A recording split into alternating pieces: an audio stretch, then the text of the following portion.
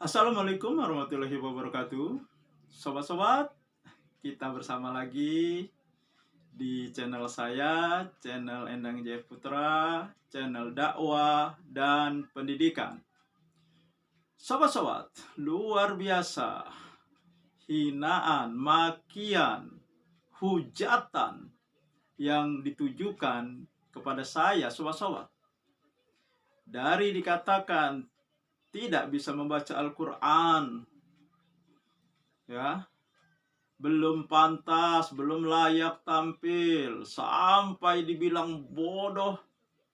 Ini ada channel apa namanya ya, GMD itu baru tadi saya tonton, saya simak, luar biasa. Ya, dia mengatakan saya bodoh, dungu, pokoknya segala macam. Mungkin satu kata yang bisa mewakili dari makian hinaan dia itu adalah idiot. Jadi saya ini ya dianggap mereka idiot, sobat-sobat.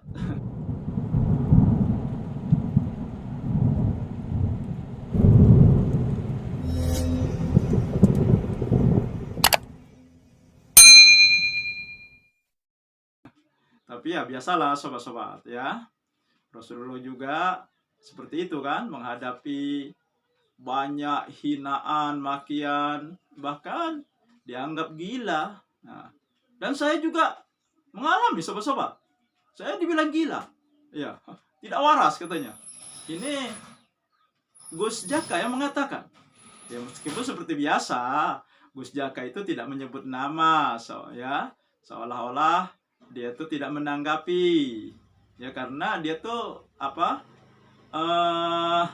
kan omongannya kan dia bilang kalau saya dari awal tidak tertarik, katanya saya tidak akan saya simak, saya tonton, katanya kan dari awal itu tidak akan sampai akhir. Tapi di lain video yang pertama dia mengatakan saya sudah berulang-ulang menonton dan menyimak itu dan saya tidak mengerti. Nah, jadi ada ambigu dari pernyataan-pernyataan Gus Jaka ini. Nah, jadi sobat-sobat, ada kekeliruan cara berpikir. Ya, banyak orang yang keliru dalam cara berpikir.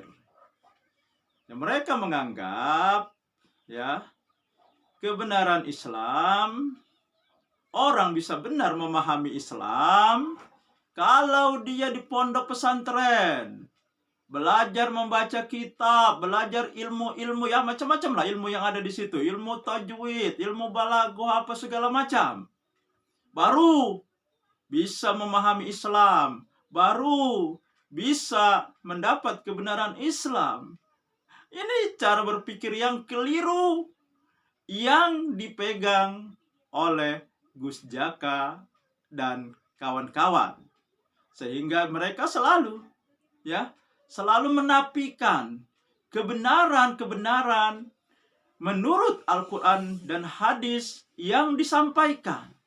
Mereka tidak mau melihat kebenaran itu. Ya. Karena yang menyampaikan bukan dari pondok pesantren, tidak pernah nyantri, tidak pernah belajar baca kitab, bahkan tidak bisa baca kitab Arab gundul. Padahal junjungan mereka yang sangat mereka hormati, Gus Dur pernah mengatakan, hikmah kebenaran itu bisa diambil dari mana saja, walaupun dari musuh kita. Nah, tapi kenapa mereka hanya mengukur kebenaran menurut ukuran-ukuran mereka sendiri dan menurut ulama-ulama mereka sendiri? Padahal kan jelas sobat-sobat, ya Al-Quran mengatakan, saya baca Al-Quran dulu nih sobat-sobat, ya karena saya mengikuti saran dari Sani Uye. Katanya kalau tidak hafal, lebih baik kamu membaca. Baiklah Sani Uye, saya akan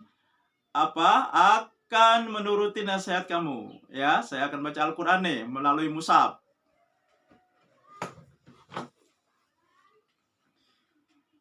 A'udzubillahi minasyaitonirrajim. Ya ayyuhallazina amanu atiullaha wa atiur rasul wa ulil amri minkum. Fa in tanaja'tum fi syai'in faruduhu ilallahi wa rasuli in kuntum tu'minuna billah wal yaumil akhir zalika khairu wa ahsanu ta'wila. Ya, saya rasa memang secara tajwid barangkali ya, secara mahrot, secara kefasihan sangat jauh. Ya karena memang saya tidak belajar itu secara khusus. Ya, akan tetapi saya bisa membaca Al-Qur'an. Ya, jadi ponis-ponis yang mengatakan saya tidak bisa baca Al-Qur'an ini bisa, ini saya buktikan. Ya walaupun ya sekemampuan saya. Ya. Nah, apalagi kita ini bukan orang Arab. Lidah kita beda dengan lidah orang Arab. Apakah Gus Jaka dan pengikut-pengikutnya Sani Uye, ada lagi apa tadi tuh, channel apa tadi, GMD, akan juga menyalahkan lidah orang Jawa itu sering menyebut ain tuh ngain. Jadi kalau dia menyebut subhanahu wa ta'ala, dia sebut subhana wa ta'ala, apakah ini juga akan disalahkan? Tidak bisa. Karena ini sudah takdir dari Allah. Tidak mungkin kita akan sama 100% untuk meniru kepasihan-kepasihan seperti kepasihan dari orang-orang Arab atau yang belajar secara khusus. Tidak mungkin. Jadi sama saja ini namanya menggugat takdir Allah. Kalau ya kemampuan orang membaca ya karena dia dari mahrot tajwidnya dimasalahkan. Nah, ini menggugat artinya. Nah, kembali ke Al-Qur'an ini sobat-sobat. Ya, saya baca juga nih terjemahannya. Ya. Wahai orang-orang yang beriman, taatilah Allah dan taatilah Rasul dan ulil amri, pemimpin, pemegang kekuasaan di antara kamu. Kemudian, jika kamu berbeda pendapat tentang sesuatu, maka kembalikanlah kepada Allah, Al-Quran dan Rasul, sunnahnya. Jika kamu beriman kepada Allah dan hari kemudian, yang demikian itu lebih utama bagimu dan lebih baik akibatnya. Nah, ini ukuran. Jadi Al-Quran juga sudah mengingatkan. Kalau kita berbeda pendapat tentang sesuatu, kembalikan kepada Allah, Quran, kepada Rasul, sunnahnya.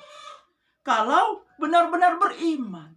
Jadi yang tidak mau mengembalikan kebenaran ke Al-Quran dan hadis, hanya berhenti kepada kitab, berarti tidak beriman dong. Menurut Al-Quran. Oh, kemudian tentu saja mereka akan menyanggah. Itu kan menurut pemahaman kamu, bukan pemahaman ulama. Ya sekarang coba ungkapkan, kemukakan tentang ayat Al-Quran surat An-Nisa ayat 59 ini berdasarkan pemahaman ulama menurut kamu. Menurut pendekar-pendekar aswaja, coba kemukakan. Jangan cuma hanya menyanggah tapi tidak membuktikan. Nah, kemudian saya bacakan juga hadisnya biar lebih menegaskan bahwa kebenaran itu bukan di kita, bukan di ulama. Akan tetapi kebenaran itu di Allah dan Rasulnya. Nah ini, saya juga sengaja ini mencatat, Saniuye. Ya, nah, saya catat ini hadis Nabi, karena saya juga tidak punya tuh kitabnya. Ya, tidak terbeli oleh saya. Nah, tapi sekarang kita kan sudah dimudahkan dengan internet. Kita mau cari apa saja, ya ada. Tidak perlu lagi kita banyak-banyak beli buku, banyak-banyak tempat, ya. Nah ini saya bacakan ya. Taraktu fikum amroini lang tudilla mata masaktum bihima kitabillahi wa sunati rasulih. Jadi Rasul Nabi Muhammad sudah meninggalkan dua perkara. Dan kamu tidak akan sesat selamanya kalau mengikuti keduanya. Apa? Kitabullah, Al-Quran, Sunnah Rasulullah. Nah, ini ukuran kebenaran. Ini adalah alat untuk menilai benar tidaknya yang kita lakukan, yang kita omongkan, termasuk omongan para ulama, ucapan para ulama, tindakan para ulama. Ini ukuran kebenarannya. Kalau kita salah mengukur, salah memakai alat ukur, tentu saja tidak sampai pada kebenarannya. Kalau ingin tahu panjang dan lebar, tentu saja kita memakai meteran. Tetapi kalau kita ingin tahu berat, ya pakai timbangan. Jangan salah.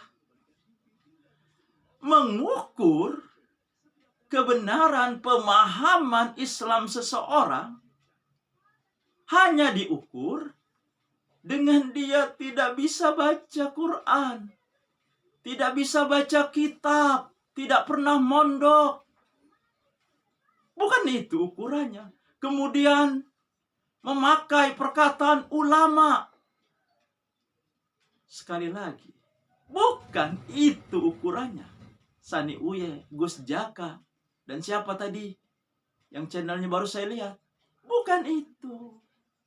Karena sobat-sobat, kita siapapun bisa mendapatkan ilmu, hidayah, kebenaran dari manapun. Jangan sempit cara berpikir kita. Kebenaran bukan monopoli pondok pesantren. Kebenaran Islam bukan monopoli ulama. Jadi sobat-sobat, kebenaran itu bukan monopoli ulama, bukan monopoli pondok pesantren, bukan monopoli orang-orang pintar, orang-orang yang berilmu banyak, bukan. Kebenaran itu bisa didapatkan oleh orang-orang yang mau mencari. Walaupun dengan keterbatasan, walaupun dengan ilmu yang pas-pasan. Bukankah Allah mengatakan, Allah menyesatkan siapa yang dikehendaki dan memberi petunjuk siapa yang dikehendaki. Seorang orientalis bernama Annie Mary Simmel, orientalis dari Jerman. Ini ilmunya sangat tinggi. Bahkan tidak banyak yang bisa menandingi ilmu dari Annie Mary Simmel ini. Dia hafal Al-Quran. Dia hafal tafsir dari Ibnu Katsir. Bahkan hafal hadis-hadis. Dan 50 kali menghatamkan buku Ihya Ulumuddin Imam Ghazali yang 3 jilid.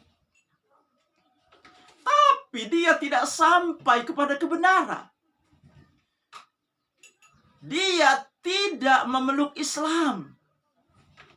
Dia tetap pada agamanya.